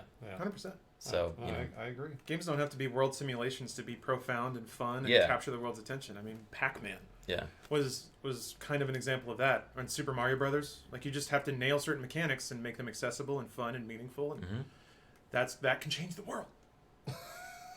Right. Are you choking up? That- Are you that- crying back there? Citrus is Celsius. Sorry, is sticking in the throat Oh, there. you can't talk about it like that. You're Sorry. sponsored by them. They haven't. I don't see anything in my bank account. Not yet. All right. that's Talk true. shit until they Yeah, pay me. I'm gonna hold you hostage, It's Celsius. just like reverse lawsuits. Yeah, until they pay me. I've seen Yeah. influencers do that. They'll have a sponsor, and then usually it's just like the really kind of fiery dudes on YouTube. Mhm. If they do something shitty, and then people go after their sponsors, and then they'll tell their audience to to boycott a sponsor that dropped them. That's nuts. Yeah. The politics of sponsors. Yeah, especially when like dudes try to weaponize their audiences against their business partners. Astounds me. God. Any. That just happened with James Charles and That's not just. All right. well, yeah, like whatever, 4 or 5 months ago or I something. don't know how time passes for you boomers. All right. Oh, was this the Insta? That was a long time ago on the That was, internet. I mean, yeah, sure, all right, but I couldn't think of another better example, so Okay. that just happened. Yeah. Jeez, unbelievable! This judgment over here. You're like the chat. I am. You I've realize learned too that? much from them. I spend too much time with them, honestly. Speaking of Game of the Year and Game of the Decade and Citizen Kane games. Oh wait, yeah, we didn't hear from you, Bruce. What do you think? Oh yeah, I mean, like I can't say I want to say Apex, but I can't. So I gotta say Jedi Fallen Order. It's not like a Respawn fanboy, but I really like what Respawn puts out, and they're generally are really really well received games, even if they don't sell very well, like Titanfall 2. I don't know. So I feel like Fallen Order is probably the safer choice to say is Game of the Year.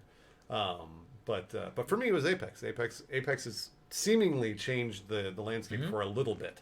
Yeah. I think it's a good call. I mean, I also love that, like, I feel like Titanfall got really unlucky with their timing when they first came out, right? Yeah, like, that's everyone true. thought it was a great game, but there's just too much competition. Was it around Overwatch time? Was that what did it in?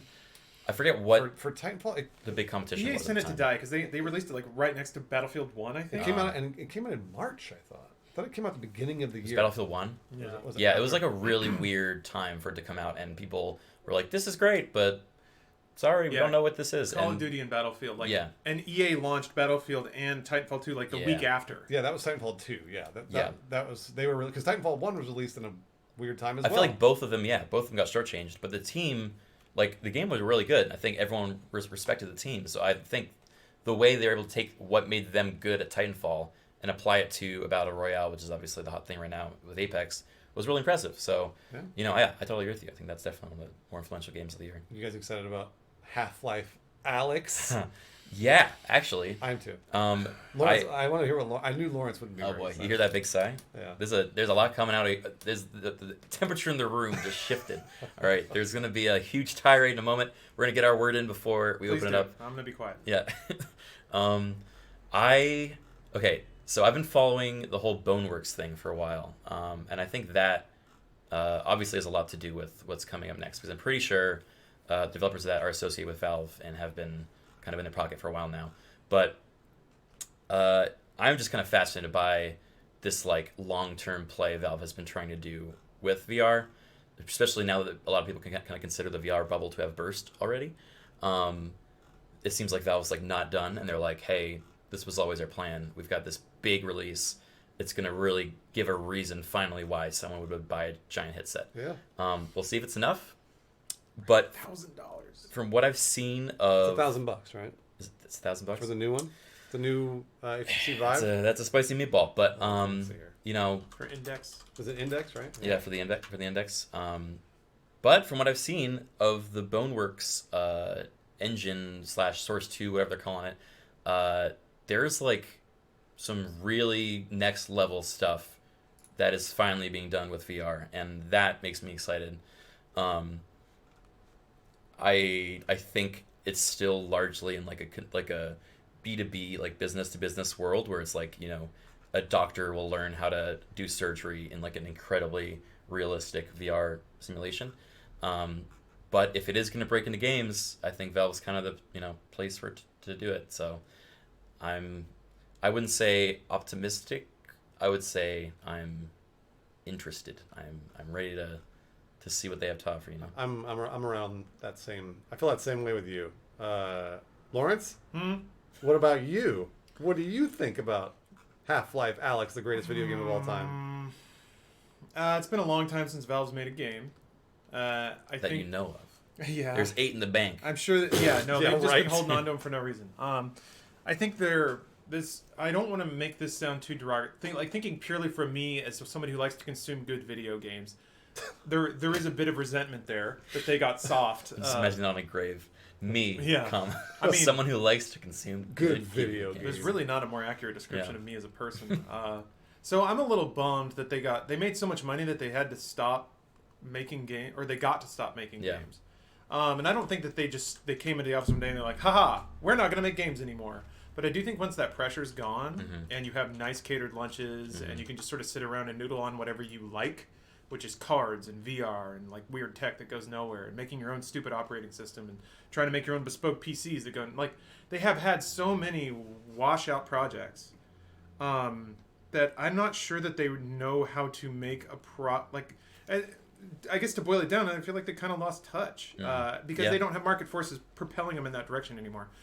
Now, you say they're working with a lot of Boneworks devs. I think that's why Half-Life Alyx exists. Yeah, This totally. is all in like smoky headspace. But I think that somebody came to Valve with a demo and they were like, Yep. "Oh, this is it. Yeah. We can make this Half-Life." And then they partnered. They crammed Half-Life assets in there. They got the writers back to write a Half-Life-y storyline. Yep. And that's not bad, but I don't think that that's necessarily Half-Life. I don't think it's going to have the level design, or it might have. What I'm hoping for is like just crazy, wet, like wild VR mechanics. A lot of the guns in Half-Life universe could play really well with Boneworks, in the way that, like, just imagine like reloading an alien gun and like flipping a switch and hitting a button and it goes boop, and then you got a cool. I could see that being awesome. But it's not going to be like the experience that I remember from Half-Life. It might be different and just as good, but that makes it hard to quantify in my brain. And then I don't know, I just have reservations about Valve's ability to execute on a project like that. Yeah. Really? It's interesting that you say that, just because they've been the industry leader of, I mean, almost everything else video games when it comes to, I guess, digital distribution, things like that for long. But I guess maybe What have they done lately? they've gotten rid of all of their developers. They had Artifact, which was a joke. Well, they didn't get rid of anyone. People left, but a lot of them true. came back, which to me is like, you felt, and again, I am implying a lot, but I can see somebody working at a developer like Valve, and flat management, do whatever you want, work on whatever you want. They go in every day. They're drawing on their race board. They're soldering things together. They're designing a game, but Gabe, like, scooters past. knives He's falling like, out of his "Good pocket. job." Honks his little gang. horn. Yeah. That's a little hard. But I imagine at some point, like when you're on year 4 and there's no real cohesive team and there's no pressure to get something done, you start thinking, well, what am I doing with my career? And then, again, assuming a lot about this narrative, you leave, you go to another company, and they're like, we need this on this day, and you have to stay 12 hours to do it. And you're like, man, fuck that. And you go back to Valve. So you can eat like nice catered lunches and chill out again. I don't see a team congealing out of that atmosphere that gets a game done that in the conditions that need to be, which isn't a good thing either. because the way games are made now is kind of sad and inhumane. Yeah, the sprints crunch. and stuff, the crunch. Yeah. I think evidence that supports that is like what is it, the Campo Santo, like every reference to Valley of the Kings just disappeared after they joined Valve, and I think they had a game demo working because they needed to make a game to pay the rent. Now they're in Valve. They were probably working on it for a while. At some point, it probably just fizzled out because it was like Firewatch, and it's like, well, this isn't exciting enough to keep working on. And that's what happens when you don't have to make money anymore. So, I think that's a really good point. I think you're hitting the nail on the head. You're hitting all of the things that I was concerned about. I generally think I'm like optimistic when I think of these sort of things, but like I think everything you said is totally valid. The term of a team congealing is really fascinating to me. Like, not having the pressure of having to innovate and just letting the world go by and just kind of collecting royalties on every single sold game. What you're describing is I just read an article the other day, the philosophy of Jeff Bezos. He says basically every day at Amazon is day one, and the way he refers to day one is you're constantly trying to improve. You're constantly trying to innovate. You're trying to solve problems all the time. And he says once a company gets to day two, that's when it starts dying. And that's a perfect example of why Amazon is now one of the largest companies in the world. And for the most part, I think it's the largest, right? A company that everybody is it the largest? I think so. I mean, Alibaba's probably bigger. Oh, okay. I was like, that blew my mind. I didn't know that Amazon was bigger than or Alphabet. Or Alphabet, or like Comcast or Apple or whatever. But it certainly could be. Either way, they only operate as if they are a startup, as if they are a brand new company solving problems every single day. And we've talked about Valve for years when we did that Half-Life 3 story. Yeah. And that was what we talked about then, which was like they're just resting on their laurels. They're making money off of Steam for doing almost nothing. Yeah. I will say on the flip side, you could argue that they have a really unique and in-depth market perspective that no other company can have at this rate, at least, in that they've been monitoring and literally seeing the data of every single purchase of PC gaming for the last, decade or two. And that would put them in a position where they could really accurately, if they're smart enough, predict kind of trends and get ahead of the curve in some way.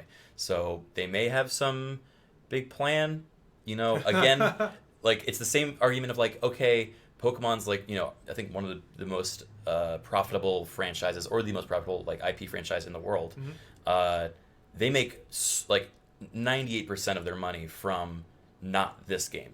But they still make this game because it keeps a huge demographic, like a large subset of their audience interested, and have new releases that then go into merch and other goes down the ladder of all their monetizable elements. But Valve hasn't needed to do that because they don't have the same kind of IP focus that a company like Nintendo has. The Pokemon. So I don't know. I'm interested to see if they want to get back in the game, because they say a couple of years ago they're like, we're gonna make games again. They said they were gonna make. They said they had 3 VR games in active development, which I think turned into 1, which was Half-Life VR. Then turned into none because they couldn't get it done. And then a third party came in and said, "Hey, we're working on the shooter," and they were like, "Oh shit, here it is." They just bought it. Well, and that's kind of what Portal was, right? A little bit, yeah. They bring on DigiPen people and then they stop making games. I feel like that's what they do with Counter-Strike. They hired a bunch of mod makers, and then they were like, "Okay, Counter-Strike's our new game." Well, and I want to give Valve credit where they deserve it, because the way they've supported CS:GO is astounding.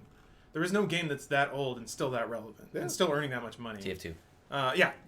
Valve's other game, or rather, they're one of their 3 games, because Dota 2 still has an audience too. Yep. So their ability to nurture online audiences and competitive communities deserves genuine praise. Also, I think the way they gamify buying shit, Steam Summer Sales, is the thing, and it didn't happen by accident. That was game design applied to to an online store, gamifying buying games. Amazon has dipped a toe and stuff like that with their stupid events, but not to the extent Steam has with meta games where you're on teams and you got to learn all these rules, and it's just all down to buying stuff.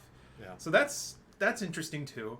I also think Gabe and the executive or the management team at Valve, if such a thing exists, they deserve credit for not being assholes to their employees.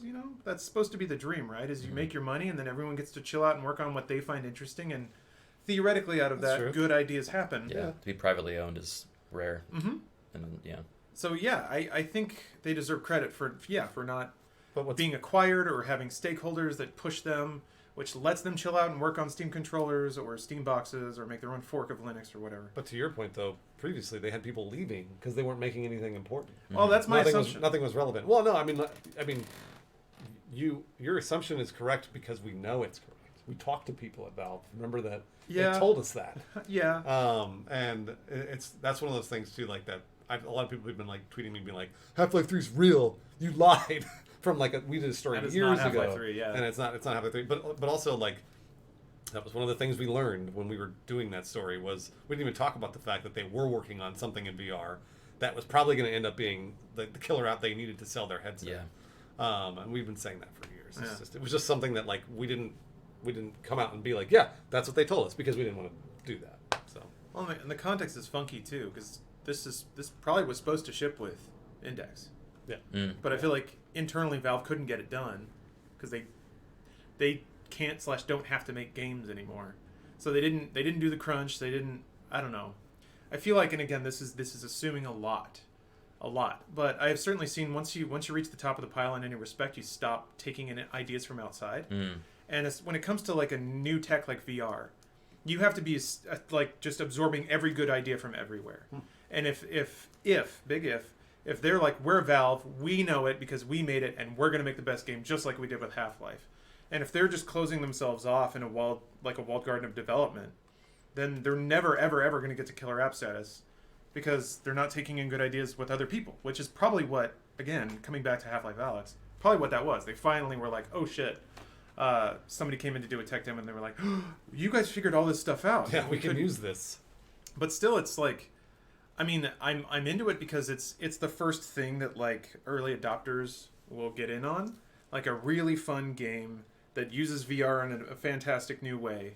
They're willing to set aside an entire room of their house for it. They're willing to pay. Was it $500? I thought it was way more than that. No, it's 1,000. You're right. So it was $500 for the add-on that Index is to the Vive. So it's $1,500. No, it's 1,000. So it's 500 okay. plus 500. if you already have the Vive, it's $500. Yeah, if you already have the Vive or the Vive Pro, the Index is an add-on that's $500. So you pay $500 for the base and then $500 for the add-on. And then there's some X factors. Like we don't know if you can play it seated. I would assume not. And if it's we better be able to, because that was the first thing I thought. I was like, fuck, I don't have enough room to, Yeah. to play VR right here. and if it's room scale, then that puts a natural cap on how long people are going to be willing to play. And I don't know. Sometimes there's that DDR effect where you get. Sometimes when you get a game that's fun enough and you get nerds on their feet, they accidentally get in shape. So that might happen. But I really hope that we have people But like. then they diving go in. outside and then they'll stop playing video games and then you lost a customer. Ah, Damn it. That's not true. all those trading cards. Oh yeah, what rank badge are we going to get for Half-Life Alyx, guys? I don't know what you're talking about. What rank? You're the only one that understands the rules of badge? Steam trading Oh, cards. yeah, no, dude. Lawrence understands them, and I haven't even bothered to try to understand Yeah, them. I I think think 50 cents off those trading cards. Yeah. There was actually a long time ago you produced. So this Oh, was boy, when you were still in Texas, and you produced a video about Steam trading cards that was like in the style of the Inside Gaming sort of Yeah, weird Tim and Eric stuff. And I remember watching that, being like, I have no idea what the fuck is going on because I knew that there were jokes in there, but I didn't understand the which were base jokes mechanic. and which were real. Yeah, which were Yeah. jokes and which were real. Yeah. Because I had no idea. I thought that would be the joke. It's funny when you can like come at something and be like, this will be the joke. But then if somebody doesn't even have the foundation to Yeah. understand, it doesn't hit. I had no idea what it was, and I remember being like, "Man, I wanted to air that, but I didn't know what it was." So I don't know. I think we did. I can't remember if we put it up or not. I don't remember. Oh, Bosk, this is my riding jacket, which is about riding motorcycles, which is not good because it doesn't have armor or padding in it, and also it has like aerated holes, which is bad because it's really cold out right now. I have another jacket, a promotional Prototype 2 jacket, that is also leather and much warmer, except the Prototype 2. Yeah. Look up that jacket, Prototype 2. All right, we'll do. It is as cool as that jacket. I won it at a media event I got to go to at Machinima. For some reason, I got tapped to go to Vegas.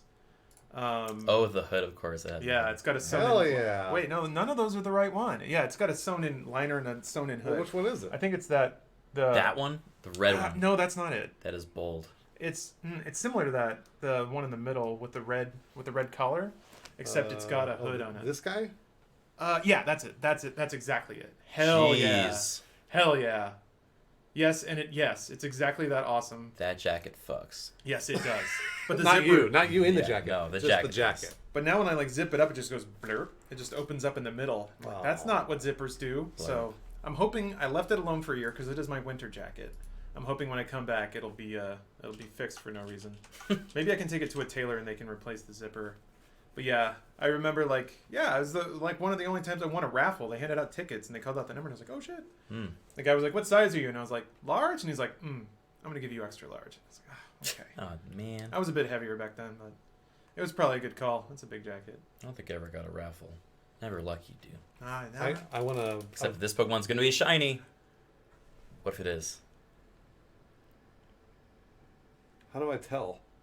It's not. Oh, okay. I want to. You breeding over there? Yeah. I won a baseball card Course raffle not. once, where it was like me and I want to say like 50 other people, and they called the ticket number over and over and over because they couldn't find a winner. And every time they wouldn't get a winner, they would stack another box of cards onto it because they, inevitably they'd find a winner. They did it 10 times, and I was the one that won. And I believe I blew all of my winning karma on that one raffle when I won all those baseball cards. Baseball cards, though? Baseball cards, because I collected Cool. them when I was a kid. Oh, Yeah. okay. All right. As long as it was valuable to you. And I remember so distinctly the guy saying, because he was losing money every time he didn't get a winner, saying to me, we finally got a winner. It's like, he said, you're a prince of a man. I remember him saying that to me because I was like 9. Yeah. And You were so jazzed. I was so excited, and he was so happy because he didn't lose any more money. So that was... You're a prince of a man. Yeah, I remember him saying that. I was like, wow. That's super sweet. You know where those cards went? Yeah, I do. They're in a box down below, underneath. Let's bust them out, dude. Yeah. I've gone back and looked. I look like every other year to see kind of what they're worth. Turns out they're not worth very much. Oh. It's bad news, guys. Oh. Don't collect baseball cards when you're a kid. Yeah, go back in time, make sure you guys did not collect baseball cards when you were a kid. Do you think cryptocurrency now is be the the baseball baseball cards? That's what I think. So I got a bit of a collection going. So for a minute, Nintendo Power, yes, that Nintendo Power had an insert of like perforated video game trading cards in their I magazines. have those. Oh yeah? Yeah. Well, shit. Okay. I saved them. Oh, well, I do too. Well, damn, they're not as They're valuable. not worth anything. Though. Now, what do you mean? Sorry, man. Probably to the right person, I bet. Probably. They're not worth Probably. it. Hey, They're not. out there on Twitch, if you I'm entertaining offers here. I'm entertaining. I've got a sandwich bag filled with cardboard cards No, about the adventures of Lolo and Contra and what have you. They're not worth So anything. you just send me that DM and Well, it's like I saved a bunch of those Nintendo Powers. I saved all of the. So remember when Superman dies, yeah. and then he comes back in Yeah. 6 different comics. Yep.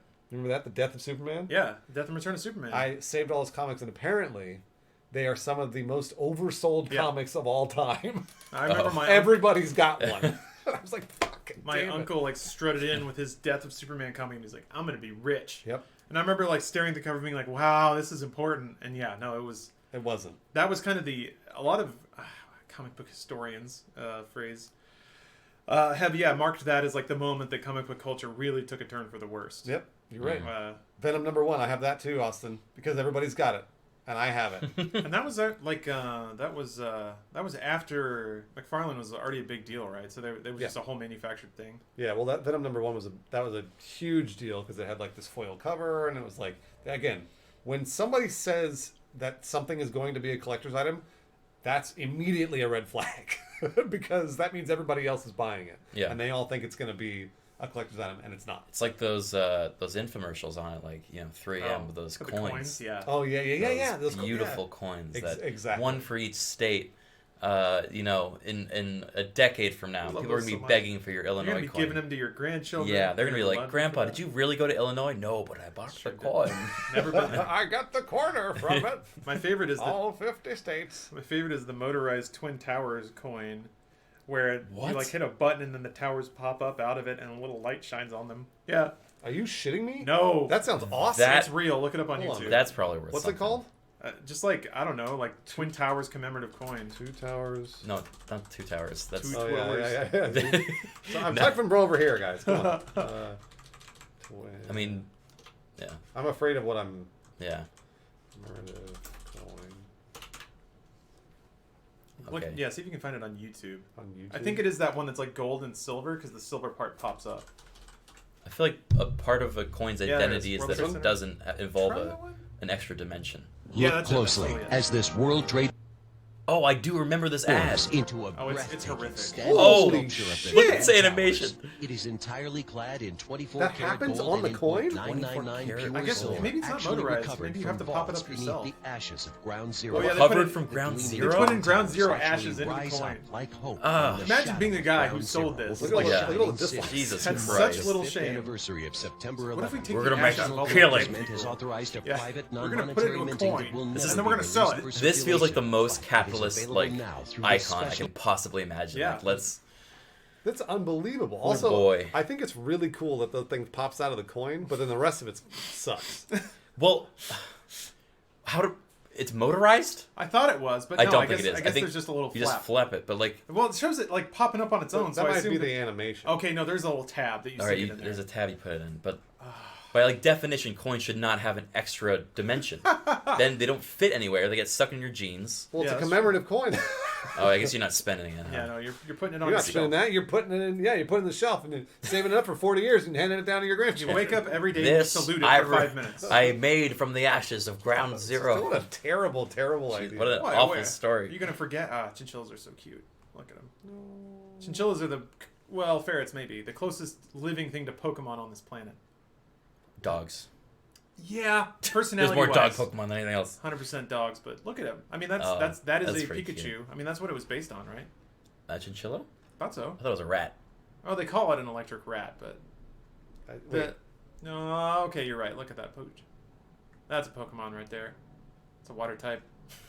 Water dog. That's a He's water type splashing. dog. He's splashing. What's with all these animals? Oh, I went to the subreddit because I love it. It's my favorite. I like the raccoon fingers, you know? Yeah, they're all grabby. Yeah, the Yeah. grabby Oh, fingers, yeah. grabby hands. My fat Actual- raccoon family came back. We have Oh. outdoor cameras and every so often there's a That's a snoot and a half. I know. every so often there's a fat ass raccoon family that rolls through our yard. Love it. We were blessed by fat raccoons last night. Mm. What do they do? Just kind of they just fuck around. That's Oh, it. They're just alright. running around. Sometimes they'll just jump on each other. One tried to climb a tree and he fell out because he's too fat and just rolled around on the ground a little bit. Ah, good times. That's so cool. Yeah. I like when animals have fun. Yeah. Yeah. They can have fun. Animals can have fun too. Yeah, they can have Save some fun for the animals. Well, I mean, I guess they don't like the dogs and cats that we own. All they do is have fun. You realize that? Yeah. They don't do anything. They're not going to do it if it's not fun. Is there an animal that I could buy as a domesticated pet that would do something for me?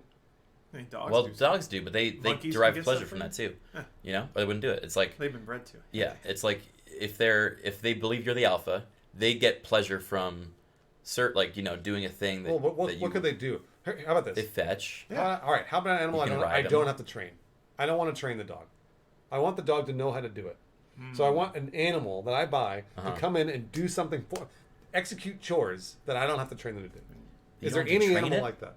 I You mean, put peanut butter on yourself in places. A chimp butler's not a. See, okay, so the problem is a that chimp butler The chimp you does have not to come out of the train. box that way, guys. Yeah, You don't get a yeah, chip from the jungle. you just rip your balls off right away. Yeah, it's not gonna Well, he just. put his own tuxedo on. That's important. Goats will mow your lawn. Valid. Uh-uh. Goats would eat your lawn. Yep. But maybe too Go. much. Like Yeah. they might chew it all to death. Yeah, no, They that's They also- wouldn't. yeah. They wouldn't know to stop at exactly the right place. Yeah, at the right height, and then move on to the next piece. That's Exactly. true.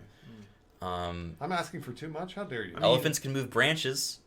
Elephants can move. Very branches. specific and weird That is a weird thing. comparison, but I appreciate it, Chad. I mean, Thank you for thinking. Ants and bugs can help you. Help Oh, your spiders. Yeah, spiders Trash, clean. yeah. Clean. Yeah, but Hands up. they also bite you, and you No, can't not train a necessarily. spider. You can't. Well, you don't need to. No, Bruce, this daddy is your whole longlegs. point. Daddy Yeah. longlegs don't bite you. You just put spiders around and they're gonna eat all the other insects for you. And you Well, don't have what to do about- shit. They might hurt me though. No, they're not. Okay. You're too big. Chickens lay eggs. You didn't ask it. Just did it. Yeah. You just. I mean, they won't cook them for you. I was just saying they got to cook them for me. Though. That'd be nice. Okay, fair enough. That'd be nice. Um, Yeah. What animal just produces a food product without any amount of preparation? Milk. Yeah, milk. Well, you have to pasteurize it. milk You from don't cow. have You have to. You should pass. Oh, it. you should. But you don't have to. to. You have to. Come You have to on. maintain the cow to a degree. You have to maintain it. Or just Bees does it on make itself? honey? Oh, you have to milk it though. All And I they want will to sting do. you, though. All I want to do is bring an animal into my house Bees. Bee. and have Bees. it do Bees. something for me. Bees. Bees. No, because I I'm going to bring you a mason jar full of bees. I have to provide an area for it to make honey. They'll find Wait, their own okay. space. So you're asking for an animal that will provide a service for you, Correct. doesn't take up any space or area or require anything. A little bit. You want a ghost. This is a ghost. You want a ghost. You want a ghost that will clean your dishes. That's right. I would like that too. Actually, that's pretty We sick. both agree. I That's a want Roomba. I want a robot. Okay. Yeah. Dude, yeah. I want a Roombas. robot. Roombas are awesome. I want a robot that can love me, though. A Roomba that also isn't Well, you could physically probably put a corporeal, nozzle on it. Oh. so he can't stub your toe on it. I don't know. I think when you stub your toe on a Roomba, it just adds to its like It's a mischievous character. attitude. It's like, yeah. ha, ha, ha. You little guy, you got me. Well, maybe the first time, but after the 60th time, your toe's a bloody mess. Oh, my toe's already a bloody mess. I'm not joking either. I was trying to install a mobile AC unit, and there's like a sliding panel in it that you tighten with a screw, and it helps you like bridge the gap because it's like an exhaust tube. You got to hook it up to your window. So I tightened the screw on it, like trying to space it out for the window, and then I held it up, and then the panel just slid right out, and it cracked directly onto my toe. I haven't been in that much pain in a long time. It was one of those like deep breathing kind of moments where, and then I was holding a screwdriver, and I turned to throw it, and I was like, I'm gonna throw this, but I like looked, and there was something breakable, and I was like, fuck. And I looked over there, something break. Damn it. Then I looked, and there was like a pillow, and I was like, ah! Oh, that's good. You threw it. Yeah. You killed the pillow. See that's imagine if you had a ghost dog that could install the air conditioner for you, and you wouldn't have to do anything. Great. I'm gonna have to do Without anything. training. Without it wants training. to. It naturally seeks out air conditioners and looks for a Must hook them up properly. economically acceptable place to install it so that you will have optimal temperature. Thanks, Perfect. Ghost Dog. Thank I you, need a Ghost Dog. robot, is what I need. I just need a robot that will fold itself into nothing. Transdimensional It just like robot. keeps folding until it just It's gone. vanishes. It like basically flattens down into the floor, Yeah, and then yeah. I can't see it anymore. Mhm. Well, anyways, I think that'll do it. So if anybody has any suggestions for a robot that I can buy, tell me. Let me know. Doesn't need to be charged or set up. No. Doesn't even be charged, so it's like a watch. Well, a Roomba charges itself. It goes Does back it? to the station. Yeah. Yeah, boy. Oh, But it's okay. Accessory on that. But it's really bad at it. It's Yeah. getting the energy from your appliances, which guess what? You're paying a bill on, pal. Let's take it from you. I don't mind. I don't mind paying money for Wait. something like this. Okay. So I'll throw money at the problem. Okay. You understand? Now we're getting somewhere. You understand? So I'll give it money, So but it has to do things. Dr. Innuendo has a good point, Bruce. What if? So let's say that you have a critical shortage of patriotism, right? you want a maid. If you could wake up every A day, human is what you're looking for. That will leave at the end of the day after they've cleaned it. Go ahead, Lawrence. What Wait, are you saying? JapanRobotWaifus.com? Oh, .com. That's different. I don't want to hear that. Let's say you woke up every day and you saw something that inspired you to work hard. Mhm. And let's say that thing was a round disc out of which protruded 2 special towers. Oh. And let's say that you could get this disc for For $49.99. 3 easy payments of And it $49.99. would just sit on your desk and remind you to be the best person you could be. Therefore, you would be inspired to go clean the kitchen. And And if you don't buy it, then technically you're not remembering this tragedy correctly, and you are doing a injustice, Disservice. a disservice to your country. to the victims in the country. Unfortunately, we have to stop there because I think YouTube's going to demonetize. Yeah, we this. can't. Because we're Victims was not a good allowed word to talk drop. about it's all that. the way at the end. The robot's not going to get this far. They No demonetize. way. You know, they demonetize this podcast on my channel every single time. Me too. I have to request an appeal. I thought it was because of my titles, because I keep putting Hyman in there. Nope, I don't put titles in it at all. Huh. It's just. Why do you keep putting him in your title? How else are people going to click on it? That's true. That's true. All right. That's weird. Why do they demand? Bye, YouTube. See you later. See you later. All right, chats. So, do we want to coordinate all these raids? Oh, Do you want jeez. to do triple raids? Oh, many jeez. Too many. My boys are playing Pokemon, so I might, Yeah, send them over. Pokemon. Who do you want to go to? yeah, make a pick. Yeah, you make, and we'll send everybody there. It'll be one big raid. Let me see.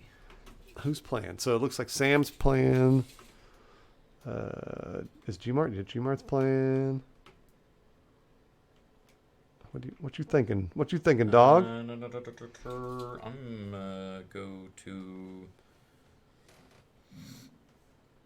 Have you met Gmart before, Lawrence? Gmart's cool. I don't think so. Gmart's a good dude. I'm gonna send him to Gmart Okay, yeah, let's do it. because I worry that he's gonna quit Pokemon soon. I think any sort of encouragement we give him, No, keep him around. Gmart, no. Can't do it. We're gonna raid Can't Gmart. do it. We're gonna raid Gmart, everybody. Thank Right. you very much for watching, everyone. Thanks for watching, guys. See you soon. Did you catch any shinies? No. I hatched like 100, dude. You blew it. It's not even that many. You blew it. Imagine if you had a You have ghost. 100 shinies? A ghost. No, I have one shiny. Oh, okay, I was about to say. I have one very good shiny. Damn, dude. What's the name of the channel we're rating? Gmart. G-Mart. Just the word Gmart. I rated, but I think you guys. It's still going. We're still alive. So. Just Gmart? Yeah, that's right. Bang. That's another thing we can do with, which is kind of fun with this. If we're all restreaming, is we can send everybody to one that's channel nice. and promote it. It's kind of fun. Ultimate power. All right. Looks like Lawrence did it. Did you do it? No, didn't do anything actually. You have to do like what is it? /raid. No shinies, no raids, yeah. Just Sorry, search for guys. Gmart. Wait, did you do it? They say here we go, but I haven't I think sent anyone. you have to send them. Okay, so they're just ready at the gates with no actual orders. My bad. Good for them. Good. That's a Yeah. good chat. Is it though? Is it though? Recall the problems we've had. Oh, that's right. You're right.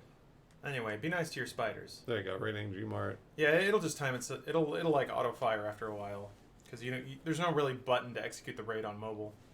All right, go give him hell, guys. Well, so when does it go, Lawrence? Do we ever figure this out? It's just like it's a minute or something or longer. A minute. Yeah, you I just don't gotta want sit to. there. We already had like a nice goodbye. Yeah. I know, it's I weird. mean, you don't have to keep streaming. I think it'll. Oh, can I just end? Okay, cool. I hope so. All All right. right. Bye, everybody. Bye. See you later.